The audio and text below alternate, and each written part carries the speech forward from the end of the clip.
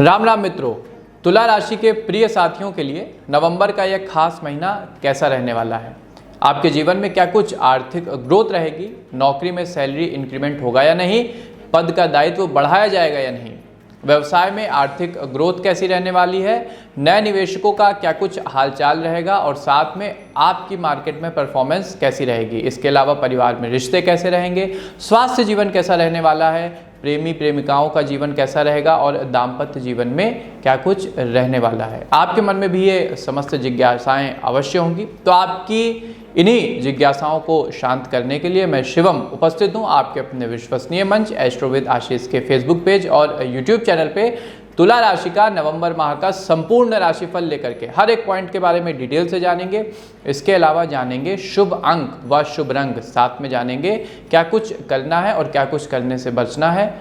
इसके अलावा आवश्यक उपाय जिससे आप अपने महीने की शुभता को बढ़ा सकें। तो चलिए मित्रों, बिना किसी देरी के अपनी चर्चा का श्री गणेश करते हैं। तो साथियों, यदि पारिवारिक जीवन की बात करें तो परिवार के सदस्यों में आपसी मेलजोल बढ़ेगा व घर में सुख शांति का माहौल रहने वाला है। बच्चों की ओर से आपको कोई शुभ समाचार मिलेगा। अपने कैरियर में वो कुछ खास तरक्की करेंगे और खेलकूद के क्षेत्र में नाम कमा सकते हैं। आपके ननिहाल से किसी के विवाह का प्रस्ताव भी आ सकता है। घर में सभी सदस्य अपने आप को प्रसन्न रखेंगे। साथ में एक दूसरे के साथ जो कुछ भी वार्तालाप या वाद व्यवहार होगा वो काफ़ी मृदु रहेगा। माह के मध्य में अपने करीबी रिश्तेदारों के साथ नज़दीकियां और बढ़ेंगी। शादीशुदा जातकों का अपने ससुराल वालों के प्रति प्रेम बढ़ेगा। इस दौरान आप अपने माता पिता को लेकर के कुछ खास इमोशनल भावुक हो सकते हैं और उनके साथ कहीं तीर्थाटन पे या घूमने फिरने का प्रोग्राम बना सकते हैं। कुल मिला के पारिवारिक जीवन अच्छा रहेगा, पॉजिटिव रहेगा, सकारात्मक रूप से सारी घटनाएं घटेंगी। व्यापार व नौकरी के संदर्भ में यदि देखें तो व्यापार में आपको कुछ ऐसे अवसर प्राप्त होंगे जो दिखने में तो काफ़ी आकर्षित करेंगे, आपको लोक लुभावन लगेंगे, आपको लगेगा इसमें काफ़ी बेनिफिट है, लेकिन भविष्य में आपको उनसे नुकसान हो सकता है। इसलिए किसी भी सौदे से पहले आप उसकी शर्तों को, उसके प्रावधानों को ठीक ठीक पढ़ लीजिएगा। राजनीति के क्षेत्र में काम कर रहे लोगों के मन में किसी बात को लेकर शंका रहेगी। यदि आप सरकारी क्षेत्र में काम करते हैं तो इस माह आपकी यात्रा करने के संयोग बन रहे हैं। ऐसे में पूरी सावधानी आपको रखना होगा। निजी क्षेत्र के कर्मचारी अपनी जॉब को लेकर आशंका में रहेंगे तथा उन्हें अपनी नौकरी के चले जाने का भी डर रहेगा। देखिए, किसी भी प्रकार का यदि आपको डर है और उस डर का एक मजबूत आधार है तो उस आधार पे चिंतन करिए। यदि आप अपनी परफॉर्मेंस को लेकर आशंकित हैं तो अपनी योग्यता का विकास करिए। डरने से कुछ नहीं होगा, डर का सामना करने से और स्वयं में विकास लाने से, स्वयं की योग्यता को बढ़ाने से ही आप हर एक प्रकार से निशंक हो सकते हैं। शिक्षा व कैरियर की यदि बात करें तो स्कूल में पढ़ रहे छात्र अपने अध्यापक के साथ किसी महत्वपूर्ण विषय पर बात करेंगे जो भविष्य में उनके मार्ग को ज़्यादा प्रशस्त करेगा, मजबूत बनाएगा। यदि आप कॉलेज में हैं तो आपका अधूरा पड़ा काम पूरा होगा। जिस भी प्रोजेक्ट को आप बार बार पोस्टपोन कर रहे थे वो अपने मित्रों की सहायता से पूर्ण करेंगे। मित्र आपसे प्रसन्न होंगे व कॉलेज में आपकी प्रशंसा भी होगी। यदि आप अपनी पढ़ाई के अंतिम चरण में हैं तो किसी नौकरी की तलाश में आप रहेंगे। अच्छी सीवी तैयार करिए, अपनी योग्यता को सबसे ऊपर मेंशन करिए, बढ़िया जॉब मिलेगी।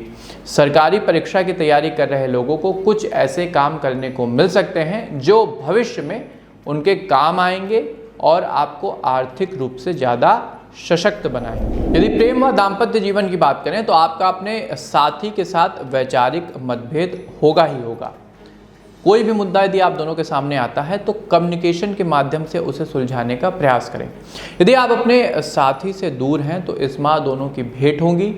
विवाहित लोगों को अपने साथी के साथ कुछ नया करने का विचार मन में आएगा जिससे दोनों के बीच संबंधों में मजबूती आएगी। आप साथ साथ अपने कैरियर का विकास करेंगे। यदि आप सिंगल हैं और किसी जीवन साथी की तलाश में हैं तो इस माह आपके परिवार की तरफ से आपको विवाह के लिए कोई अच्छा प्रस्ताव आ सकता है। रिश्ता पक्का होने के योग इस महीने बन रहे हैं। स्वास्थ्य जीवन हेल्थ लाइफ की यदि बात करें तो चीज़ें पटरी पर रहेंगी, सकारात्मक रहेंगी। यदि आप लंबे समय से किसी बीमारी से जूझ रहे थे, आपको उसने काफ़ी समय से पकड़ा हुआ है, तो अब आपकी हेल्थ रिपोर्ट नेगेटिव आएगी। कोई नई बीमारी होने के संकेत तो नहीं मिल रहे हैं, इसलिए शरीर पूर्णतया स्वस्थ रहेगा। मानसिक रूप से भी आप एकदम फिट महसूस करेंगे खुद को। इस माह आप ज़्यादा से ज़्यादा खेलकूद वाली गतिविधियों में भाग लेंगे, जैसे कि तैराकी हो गया, साइकिलिंग हो गया, योगा हो गया, जिम हो गया। इससे आपकी फिटनेस ज़्यादा मजबूत होगी और आप मानसिक रूप से भी संतुलित रहेंगे, खुद को ऊर्जावान महसूस करेंगे। तुला राशि के प्रिय साथियों के लिए शुभ अंक रहेगा नंबर 3 और शुभ रंग रहने वाला है गुलाबी। तो अब बात करते हैं कि इस महीने आपको किन बातों का विशेष ध्यान रखना होगा। तो जैसा मैंने कहा, सबसे पहले अपने वैवाहिक जीवन में व पारिवारिक जीवन में प्रयास करिएगा कि अनावश्यक की बहस ना हो। किसी भी शाब्दिक वाद विवाद से आपको बचना होगा। दूसरा, नौकरी में किसी भी तरह का फ्रस्ट्रेशन ना लीजिए। यदि काम का वर्कलोड ज़्यादा है तो अपने मित्रों के साथ, सहकर्मियों के साथ उसे शेयर करें और किसी की भी सहायता मांगने में संकोच ना करिएगा।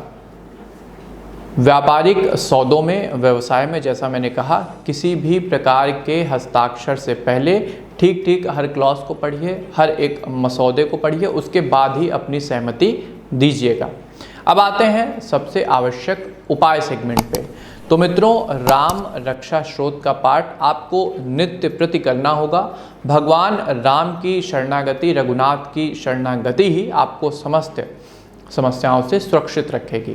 दूसरा, श्री राम भक्त हनुमान जी की भी शरण में आपको रहना होगा। प्रत्येक दिन उठकर यदि संभव हो तो सुंदरकांड का पाठ करें। यदि सुंदरकांड का पाठ आप नहीं कर पा रहे हैं तो हनुमान अष्टक का पाठ तो आपको अवश्य ही करना पड़ेगा। इसके अलावा शनिवार और मंगलवार के दिन आपको हनुमान जी के मंदिर में जाकर समय निकाल के सुंदरकांड का पाठ करना होगा और उन्हें सिंदूर अर्पित करने के साथ साथ बेसन के लड्डू का भोग लगाना होगा। हनुमान जी को बेसन का लड्डू अति प्रिय है। मंदिर से निकलने के बाद यदि आपको कोई ऐसा व्यक्ति मिलता है जिसकी आप तन मन धन से सहायता कर सकते हैं और उसको आपकी सहायता की आवश्यकता भी है, तो किसी ने अच्छा ही कहा है, शायद विवेकानंद जी ने कहा है कि नर सेवा नारायण सेवा। उनकी सेवा अवश्य करिएगा, आपको भगवान की कृपा प्राप्त होगी।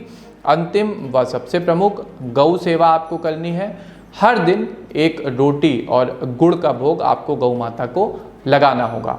तो ये था मित्रों तुला राशि का नवंबर माह का संपूर्ण राशिफल। हर एक पॉइंट के विषय में आपको डिटेल से बताया गया है, साथ में आवश्यक उपाय और शुभ अंक व शुभ रंग भी बताए गए हैं। आपको हमारी प्रस्तुति कैसी लगी हमें कमेंट बॉक्स के माध्यम से अवश्य बताइए, क्योंकि ये कार्यक्रम आपके लिए बनता है और आपका व्यू पॉइंट हमारे लिए बेहद आवश्यक है। इसके अलावा इस वीडियो को अपने प्रियजनों के साथ, मित्रजनों के साथ और परिवार वालों के साथ भी शेयर किया करिए, क्योंकि उनका भी भला तो आप चाहते हैं। और यदि आप उनके साथ शेयर करते हैं तो वो भी अपने महीने की शुभता को इन उपायों के द्वारा, इन प्रेडिक्शंस के द्वारा बढ़ा सकते हैं। एस्ट्रोविद आशीष के अपने प्लेटफॉर्म को भी लाइक, सब्सक्राइब और शेयर ज़रूर कर लीजिएगा।